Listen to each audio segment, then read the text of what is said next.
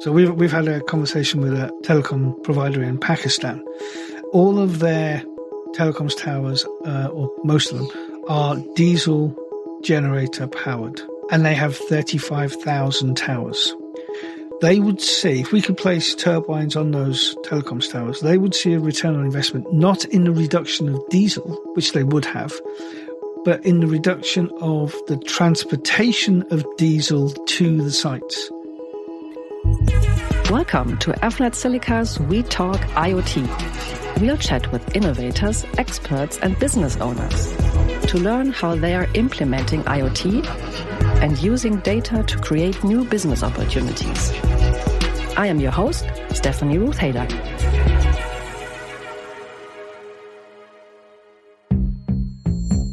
Hold on to your hats. In today's episode, we are talking about one of the fastest growing sources of renewable energy, wind energy. Did you know that a single wind turbine has the potential to generate enough electricity to power more than 2,000 homes? I am really excited to welcome Barry Thompson, CEO of Alpha 311 today. In this episode, we will be exploring how cutting-edge technologies, strategies, and the role of IoT are redefining this sector. We will also cover ecological benefits of wind power, talk about some success stories, and dare to peek into the future. Welcome to the show, Barry. I'm really happy to have you here. Thanks for having me on. It's a pleasure. Why don't you kick us off with a short introduction about yourself and your company? Well, Alpha 311 is a small wind turbine company. By that, we don't mean we're a small company. We are at the moment. But we manufacture small wind turbines that are designed to fit on lighting columns in the central reservation or median of the highway. So we are trying to generate energy from traffic. The company's been going for 4.5 years. Myself and founder John Sanderson came up with the idea as one of those conversations in the car while driving along. What if? And from asking ourselves, what if, we then got down to how could we? So it's been interesting. I would not advise starting a company just before a pandemic. Okay. Noted. the challenges that brought, and then of course the more recent challenges with the situation in Eastern Europe and cost of living crisis. It's been tough, but we're moving ahead. Super exciting. Why wind? Well, at the time, our local authority was having funding challenges, and one of the things they were doing to reduce their spend was they were looking and investigating turning off streetlights at night. You tend to need streetlights at night, which is why they only shine at night. And it was just as we were in the car and following a huge heavy goods vehicle, and you can see the air that's being displaced in the trees and the bushes by the sides of the road. So it's all wasted energy, and it just came from that. Can you harness that energy from a passing vehicle? We worked with a fantastic scientist out of Leeds University, Dr. Young, and effectively we were able to find out that if you were to put a wind turbine in the middle of the road, not only do you have traffic passing it on one side, which causes the turbine to rotate, but you have it coming on the opposite side, which makes it rotate faster. If you can double the wind speed impacting a turbine, there's up to 8 times more volume of air that can be converted into energy. Incredible. So it made sense. We have a structure that is already connected to the grid. So a streetlight is connected to a very large cable underground, distribution cabinets, substations. All of your infrastructure is in place. You're not blighting the landscape. You've already done that with the road. We don't need a huge 85-meter tall turbine in the middle of a field and ruining the view. So we've already done that with the road. But then, if there's no wind, the vehicles are generating the energy, and if you can generate energy locally, and this lends itself to decentralized grid infrastructure. But if you can reduce the transmission distance that you send the energy, so you're generating it where it's going to be used, it's a lot cheaper. Mm-hmm. I think this is so clever to use something like a waste product, like wind that is generated by a car driving past really fast, and then turning it into something useful and powering a street lamp or feeding energy back into a grid. Since we are an audio podcast, not a video podcast, maybe some of our listeners will think big rotor blades blocking the highway or something. Can you describe a little bit what makes your wind turbine special, how they look, and yeah, so we initially had hoped that our turbine is a vertical axis wind turbine. It looks a little like a cage with 6 blades. And originally we were going to put the lighting column right through the middle of it. Mm-hmm. The downside there is that you need to take the header unit or the light off to put the turbine in. And then you've got to put the light back on and reconnect it. And if you want to do maintenance, you've got to repeat the process again. So it's timely and not cost effective. So we've come up with a bracketry, which means that we can actually mount the turbine onto any size of streetlight. You get really big, tall, thick ones, and you get much smaller ones. We worked with a Dutch lighting column company to do all the load analysis. They actually put heavier hanging baskets on their lighting columns than our turbine. So it's designed so that we can get both the benefit of the lift and drag aspect of a turbine. Vertical axis turbines are great because they're always pointing into the wind, but there's always an element of the rotation that is going into the incoming airflow. We have that benefit because it's on both sides. Best way to see it probably in a couple of weeks is when we show everybody what the new turbine looks like. But it's 2 meters tall. It's a meter wide, so it still fits inside that central reservation or the median of the highway, inside the crash barriers, so nobody can clip it as they go past. 5 miles of road will take 181 lighting columns. So that's a very narrow or very short distance, but you've then got multiple energy generation units all connected to that same cabling. Mm-hmm. That's clever. And how does your technology fit into the larger renewable energy landscape? You had already mentioned that you make use of the lamps already being connected to the grid. Yes. So you're putting energy into the local grid infrastructure. You could even put it into battery storage quite easily.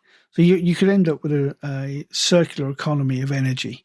So vehicles driving past are turning the turbines, which can then go into energy into battery storage, which then can be used to power electric vehicles, and you can repeat the process. Okay. And when you say a 5-mile stretch of highway and 180 lamps, what would be the energy outcome? I am just gonna do the math. Sure. 1.8 megawatt hours per day. Okay. And what would that be equivalent to? So your average UK home uses around 8 kilowatt hours. So you're powering just over 1,000 homes per day. With a tiny 2-meter wind turbine. Yes. Wow, that is really cool. And that already is a part of the answer to my next question. What are the environmental benefits of your wind turbines? Well, there's multiple. The turbines themselves will last 30 years. They're made of a carbon composite, and we're looking at other more natural products such as flax that as a potential material to use, reducing our own carbon footprint, but also means that the turbines can be recycled. But we can recycle the carbon composite at the end of their life and use that to make the cowling that we have on the top and the bottom of our turbine. You're not digging up 90 miles of fields, etc., to put more cabling in because we're using what's already there. It's not just about lowering cost, it's about lowering the impact on the local environment. But these turbines can also be put on buildings. It's the same turbine, just different mounting. And again, we're looking at utilizing the existing infrastructure. To give you an example, a solar farm has a grid interconnect that they don't use at night. So you could put the same turbines next to a solar array and utilize that or get the most out of that land from an energy generation perspective. In the same vein, we would look to utilize the turbines on commercial buildings, so they're behind the meter.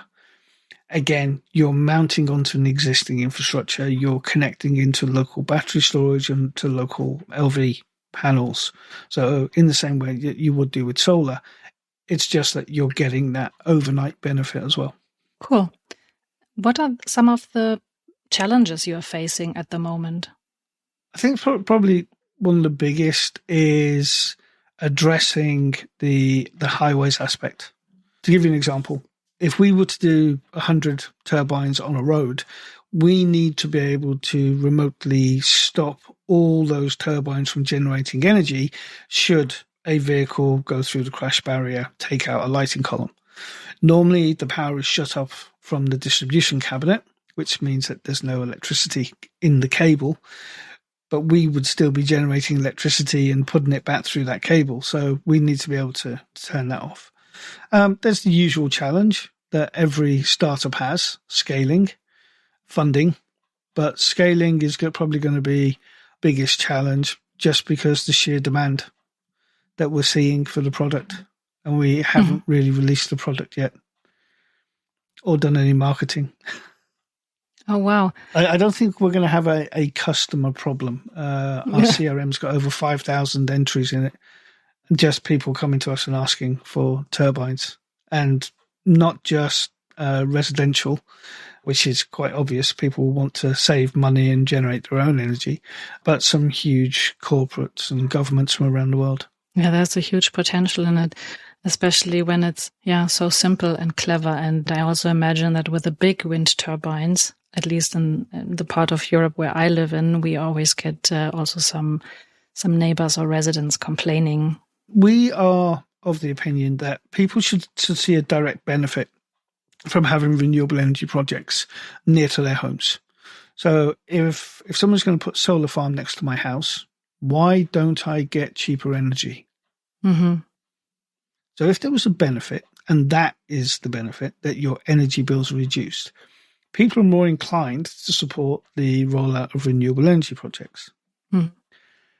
Obviously, if you put a solar farm in, you're only going to get that reduced energy bill, hopefully, during daylight hours. So you want to continue that throughout the night. If we're having a situation whereby our local areas or our view, or if we look out to sea from the beach and it's just a wash with wind turbines, then people want to see what's in it for me, rather than not in my backyard. Yeah. But it comes down to profit, always. We will take a short break. Stay with us. We will be hearing from our guests very shortly. This podcast is brought to you by AFNet Silica, the engineers of evolution. We help you bring secure, intelligent, and connected products to market. If you want to learn more about us, we have put information and links in this episode's show notes, and you can also connect with us on LinkedIn or afnet-silica.com. That's avnet-silica.com.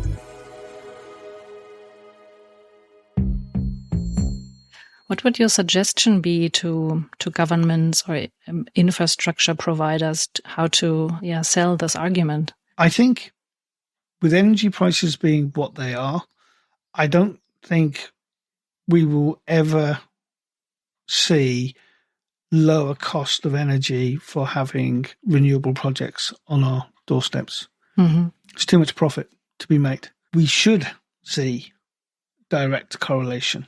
If I have a solar farm, a wind farm, or a nuclear power plant, then I should see the benefit. As a resident, I should see a direct benefit, and that should be in the form of reduced energy costs. We need to see more of that, and community-generated energy is probably one of the biggest aspects. But so is a change, especially in the UK, to localized energy pricing. Okay. So if I lived in Scotland, where most of our wind farms are, then I should see the price of energy in my area much lower than, say, around London, where there aren't as many renewable energy projects. And that would be a fair representation. What is a common myth about wind energy? So this will upset people. Wind energy is always advertised as the maximum possible generation. So if I have a megawatt turbine, it means the generator, if it was running at 100% efficiency at 100% of the time, will be able to produce a megawatt of energy. But it can't, because it won't run 100% of the time. It won't run at 100% capacity. It will have a capacity figure. And people get too hung up on the fact that a wind turbine can generate at its maximum, whereas we should be more realistic. Everything has inefficiencies. There's an inefficiency from going from DC current to AC current. So you're inverting it, you're losing energy at that point. So let's stop saying the maximum generation and look at how the maximum that you would get out of it in the real world. And that goes the same for solar and the same for wind. But we need to be very open and honest about our capabilities. So I think that's the biggest myth about wind. Unfortunately, it also tends to be blowing mostly over nighttime when we're all asleep and the businesses are not actually working. So a huge advocate for battery storage. We should be storing as much energy as possible that we generate overnight. Can you share some more use cases or success stories? You have mentioned the wind turbines along the highway, on the street lamps, community projects. You can put them on buildings. What other use cases are there you could share? So we've got a couple of MOUs that we've signed. One is looking at putting wind turbines onto gas stations. In fact, we're talking with an Italian company to do exactly that. And the idea here is, combined with solar and electricity, and wind, you can utilize that energy to reduce the refrigeration costs. Gas stations have a lot of refrigerators, but also you can use that energy and put it into battery storage and charge electric vehicles. So you're now starting to prepare your business for the energy charging infrastructure, because some of these gas stations are in the middle of nowhere. So getting a grid interconnect or a connection to the grid to them that would be able to service that amount could be a little bit difficult. So this will go some way to helping that. So you have petrol stations. You have telecoms towers. Now we have a bracket that we can place a turbine onto a streetlight. The same bracket can be modified to fit onto a telecoms tower. We have a lot of telecoms towers, and we don't need to put a turbine right at the very top of it, which could potentially endanger the equipment below it. You can put the turbine below it. I did an analysis for Deutsche Telekom about a year or so ago. And I think we were looking at somewhere in the region of 460,000 potential telecoms towers. And that was just Deutsche Telekom. So we've had a conversation with a telecom provider in Pakistan. All of their telecoms towers, or most of them, are diesel generator powered, and they have 35,000 towers. They would see, if we could place turbines on those telecoms towers, they would see a return on investment, not in the reduction of diesel, which they would have, but in the reduction of the transportation of diesel to the sites. Incredible. Okay. So you start to see these benefits trickle down, and it's all the way down to the fact you just don't have as many trucks driving around refilling diesel tanks.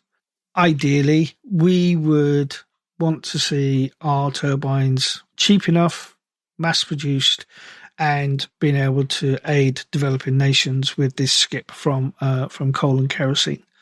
I think there was analysis by the United Nations that said over 4.5 million people in the world don't have direct access to regular electricity, and certainly not renewable. Mm-hmm. They are completely reliant on coal and kerosene for their heating and their any electricity that's been generated. So if us in the Western world are driving ourselves to net zero, over half the planet can't. Mm-hmm. And we need to be able to address that. So we're hoping that we will be a small part of that, or we have a small part to play. That'd be really good to see. And I imagine with all the different use cases and all the different scenarios you can put your wind turbines in, can you discuss the role of IoT and how it would enhance your wind turbines even further? Yes. We look at IoT from two standpoints. One is preventative maintenance. So we need to know every turbine is metered. So we need to know how much energy is being produced, how much of that is going into the grid, and how much is being used to power the streetlight, as an example. That helps us determine how much energy the streetlight hasn't used from the grid, which lowers the cost to the council. That's number one. But we're in, we want to make sure we don't have too much vibration. We're monitoring the heat and the temperature and humidity inside the turbine as well. And we want to be able to prevent or fix problems as they happen. So nice and quick. The great design of our turbine is because it's on this cantilever bracket, we can unclip the top and bottom of it, take the turbine out, put a new turbine in, and it can go away to be refurbished, and it will re-enter the pool. So that data is incredibly important to us. But then you're putting turbines into built-up areas or on roads, and there's a wealth of information that we're looking to capture. Environmentals, obviously, is it raining, temperature outside, but we want to look at air quality. Mm-hmm. Air quality around roads tends to be pretty poor, but we want to be able to capture that more than twice a year, which tends to be the UK standard. We'd like to be able to monitor the road vibrations, the traffic flow information. Mm-hmm. If we have that information and we have the environmentals, we know the road surface state. We know if it's raining, we know if it's icy, we know how fast the traffic is moving, but also the gaps in between the vehicles. That information will give you a likelihood or a risk profile for the road. How likely is it that that road will have an accident? Mm-hmm. From an insurance point of view, that's important. If you live in that area or we move to a insure as you drive model, then depending on those variables, your insurance might go up or it might come down, depending on the time of day that you're driving and the road surface, etc. So that, from an insurance point of view, is very valuable information. But from a local authority point of view, the same information can be used to maintain the road more efficiently. Mm-hmm. They know that the road surface is breaking down, so potholes are forming, etc., because the vibration levels have gone up.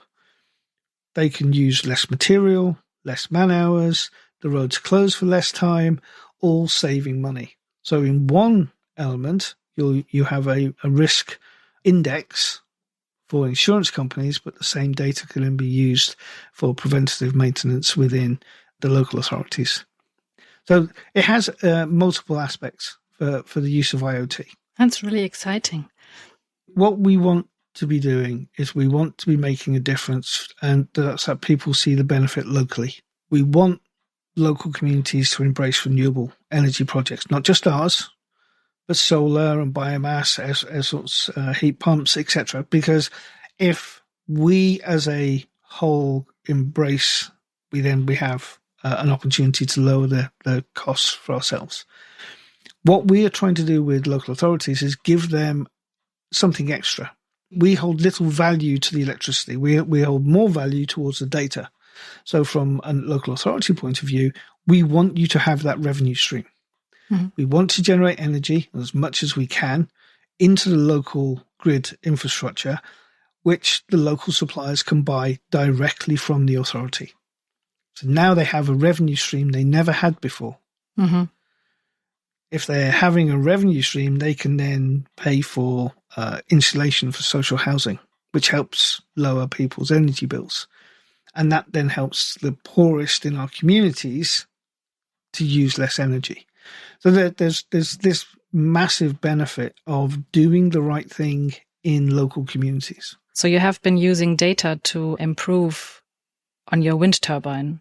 We did. We got a lot of information from the turbines we installed at the O2, especially when Storm Eunice came through and tore a huge hole into the O2 arena. We have 3 turbines that were based to the rear of the dome next to the river. But we were able to see that we had inefficiencies with those turbines, even though it was 87 miles an hour. And we were able to take that information, data, and put it into the computational fluid dynamics with an amazing company in Nottingham, Navia Systems. And they were able to then help us with the design of the blades and the size of the turbine, etc. So the new turbine is based entirely off of the data that we were able to get from the O2 arena. What are your plans for Alpha 311? What is next on your agenda? You said you will be launching the product soon? Yeah, so we haven't shown anybody the new turbine design. Everybody's seen the ones that we put on the O2, and we learned so much from that. But that information was able to go into computational fluid dynamics, which then helped us produce the turbine that we have now. And the engineering teams and the companies that we work with have been absolutely amazing. The key for us now is to start getting that into manufacture. So we've got a few bits more testing still to do, but we should be ready to start deploying the turbines by the end of the year, beginning of 2024. And then it's going to be scale. When you have a government come to you and say, can you put turbines on this road, and it's 380 miles long, then we need that at the cheapest possible price to have the biggest amount of impact. And we'll only do that at scale. I am really excited to see it live in action, hopefully someday soon. Thank you so much, Barry, for joining me today. It was really great having you, and all the best. No, thank you very much indeed. It was a pleasure. This was Avnet Silica's We Talk IoT. If you enjoyed this episode, please subscribe and leave a rating. Talk to you soon.